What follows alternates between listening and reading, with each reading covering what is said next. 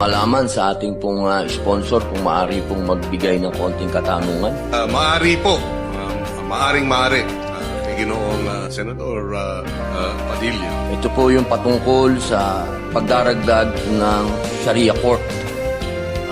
Ito po yung inaantay po ng mga kapatid po ninyong mga Muslim. Baka po kailangan ng funding po niyan, tamang-tama po. Nandito na po ang chairman. Eksakto po, funding nga po ang kinakailangan para mabuksan itong applications sa JBC at mabigyan na ng appointments itong mga bagong Sharia courts. So ang nakalagay sa budget ay 2 lamang sa halip na 3. So kung isasama yung pangatlo, magdadagdag ng 200 million. Kailangan po ng 200 milyon. Para 3.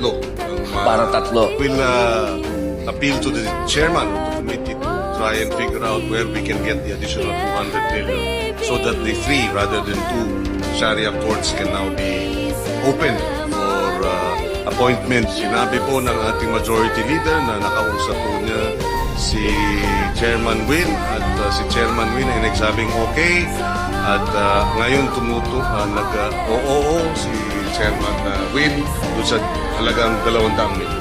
Opo. Maraming salamat po patungkol dyan.